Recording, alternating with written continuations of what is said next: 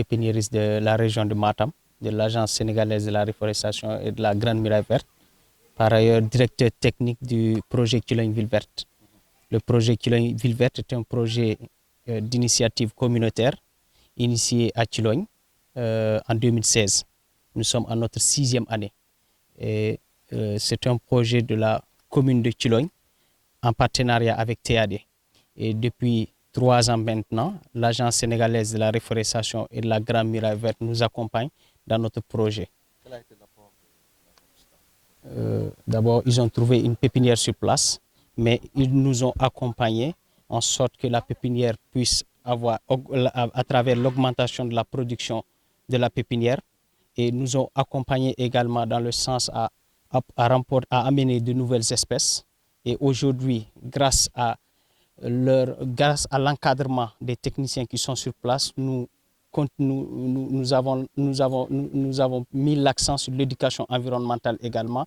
Ça aussi, c'est à souligner. Et sur le plan technique, le commandant Dia, responsable de la zone nord, nous a encadrés en sorte que sur le terrain, nous menons les activités, mais de façon plus réfléchie, de façon plus intelligente. Avant, nous faisions des activités de reboisement, mais quand même, on ne mettait pas trop l'accent sur le suivi, on ne mettait pas trop l'accent sur la préparation du terrain, entre autres. Mais depuis leur encadrement, nous prenons tous ces accents, tous ces aléas en compte. Bien, alors, on a vu que vous avez reboisé l'entrée principale de la ville, qui est une des priorités déjà du chef de village, qui veut que l'entrée des villes soit attrayante, reboisée. Aujourd'hui, le principal défi, comme on l'a dit, c'est l'entretien de ces arbres-là. Est-ce qu'on est sûr qu'avec Thilogne Ville Verte, on peut revenir d'ici 1 an et voir les résultats de ce reboisement? Voilà. Donc, au niveau de Thilogne Ville Verte, avant de planter un arbre, nous essayons de faire l'analyse et de voir si toutes les conditions sont réunies. Et la mairie nous a accompagnés dans ce sens-là, en nous octroyant 5 éléments qui nous permettent d'assurer ce rôle-là. Et comme vous l'avez dit, la route nationale fait partie de nos priorités. Nous avons la capacité d'obtenir des gabions. Mais notre principal souci, ce sont les éléments. Et nous lançons un appel déjà au DG et au président de la République, Macky Sall, pour qu'il nous octroie également un nombre conséquent de jeunes dans le cadre du programme Xëyu Ndaw Ñi. Parce que c'est ce qui va nous permettre de planter des arbres le long de la route nationale. Et même le suivi des plants dans les foyers, c'est important également parce que ça va nous permettre de régénérer des ressources. Mais aujourd'hui, s'il n'y a pas de techniciens sur place pour permettre à ces foyers d'entretenir ces plants, je pense que ça sera quasiment difficile. Et là aussi, c'est un appel que nous lançons au niveau du directeur général pour qu'il puisse nous aider dans ce sens-là. La journée d'aujourd'hui a été vraiment très spéciale parce que nous avons eu l'opportunité de visiter Agnam Goli. Agnam Goli, c'est toute la population qui s'est mobilisée. Le maire a envoyé sa délégation, les jeunes étaient là, les femmes étaient là. Ce qui nous a marqué le plus, c'est que Agnam Goli nous a octroyé un terrain de 1000 m² qui est au cœur de la ville et qui a été déjà clôturé pour en faire une pépinière. Parce que la pépinière jusque-là a été logée dans un espace privé, c'est dans une maison où un jeune de Xëyu Ndaw Ñi s'est porté volontaire et c'était lui qui assurait les factures en eau pour développer la pépinière. Et ils ont compris parce qu'ils ont bénéficié de cette pépinière pour planter des arbres à la maison, des arbres fruitiers, mais aussi ils en ont profité pour reboiser l'espace public qui a été réservé à la prière de Tabaski et de Korité. Donc, dès qu'ils ont compris l'impact, ils ont invité à l'agence à venir pour faire une pépinière à Agnam Goli et nous remercions le maire, nous remercions l'ensemble des autorités administratives, nous remercions les autorités locales, le chef de village et l'ensemble des membres du conseil municipal pour avoir accompagné l'agence à ce niveau. C'est assez important parce que ça commence par la pépinière. Quand il n'y a pas de plan, il n'y a pas de nécessité de reboiser parce que tu ne peux pas reboiser. Donc ça commence d'abord par les plants, ça commence aussi par l'approvisionnement en eau, la protection, ce sont les éléments qui sont assez importants pour pouvoir régler le problème. Donc mention spéciale à Agnam Goli, mais aussi mention spéciale à Thilogne. Nous avons été accueillis avec enthousiasme par le maire, sa délégation, le chef de village, les imams, les autorités religieuses, les autorités administratives, le préfet qui est venu nous voir, donc ça nous va droit au cœur.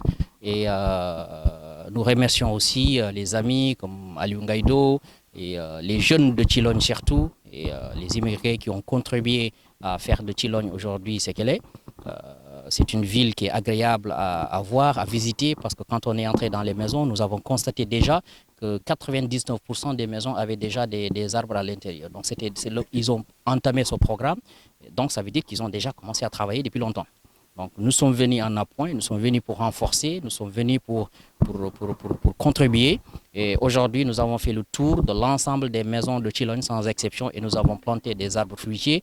Et je suis agréablement surpris, surtout par l'enthousiasme. Ce sont les gens qui viennent pour nous demander de planter. Et quelquefois même, ils t'en demandent un peu plus parce que, parce que l'espace ne pouvait pas contenir assez d'arbres.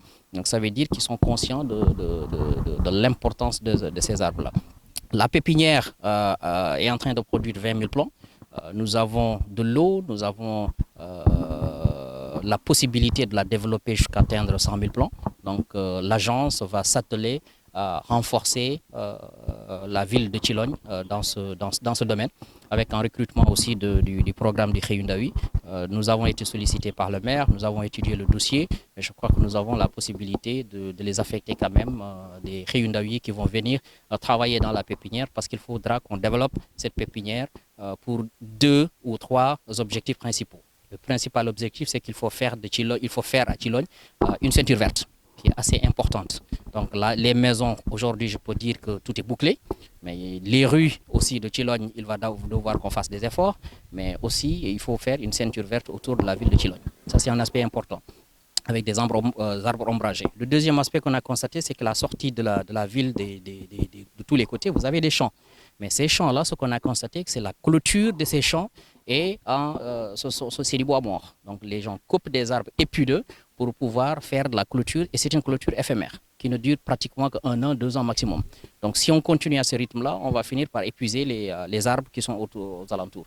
Pourquoi ne pas planter des arbres épineux et en faire une clôture au niveau de ces champs-là?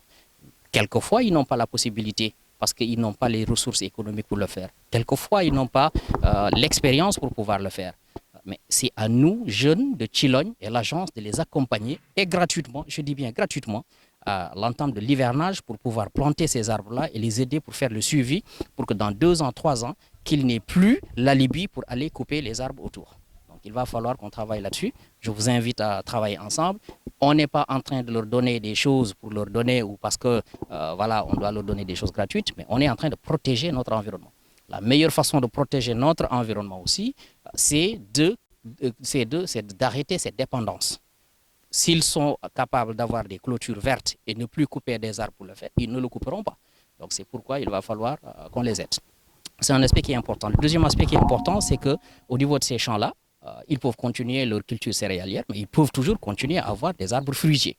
Il faut les intéresser parce que ça contribue à la couverture verte, ça contribue à la capture du carbone, ça contribue à la lutte contre les changements climatiques, ça contribue aussi à la lutte contre la désertification. Donc, tous ces aspects-là sont importants, donc nous devons intéresser les propriétaires des champs à planter des arbres fruitiers. Donc, il va falloir qu'on ait une approche beaucoup plus participative et beaucoup plus intéressante que de vendre les arbres fruitiers à des gens. Il va falloir y aller, il va falloir les aider, les planter avec eux et ils vont s'occuper de tout ça. Donc, c'est un aspect important et ça contribue aussi à sécuriser la résilience alimentaire. Ça veut dire dans quelques années, on doit avoir tous les fruits dont nous avons besoin pour nourrir Chilogne à partir de Chilogne. C'est possible et pourquoi pas ne pas le faire. Je vous invite, je vous remercie et en novembre, Inch'Allah, n'est-ce pas? Avec Chilogne, la campagne de reboisement ne se termine jamais, n'est-ce pas? Voilà. Et ce qui est beaucoup plus intéressant dans tout ça, vous voyez, c'est... Voilà, on est sur le terrain, on est en train de vivre ce que les gens sont en train de vivre, nous dormons avec eux, nous avons refusé, je voudrais remercier ma délégation, parce que nous avons refusé d'occuper les hôtels, nous sommes dans les maisons, avec les Réundawi, avec les gens, avec ce Yinyatigui, on est en train de boire du thé ensemble, on mange ensemble, on dort ensemble, on plante ensemble, et on fait toutes les activités ensemble. C'est vraiment ça dont nous avons besoin sur le terrain. C'est la complicité entre l'administration, les populations, les jeunes et surtout pour qu'ils comprennent ce qu'on est en train de faire. Mais nous aussi, qu'on ait une parfaite compréhension des conditions de vie sur le terrain, de ce qu'ils sont en train de vivre et comment ils sont en train de se débrouiller pour pouvoir avoir ces résultats. C'est assez important. C'est en ce moment seulement qu'on peut parler le même langage. Et c'est assez important. Je voudrais franchement vous remercier au nom du président de la République, au nom de toute l'administration sénégalaise et au nom du ministère de l'Environnement et du Développement durable. Vous êtes les champions. Merci.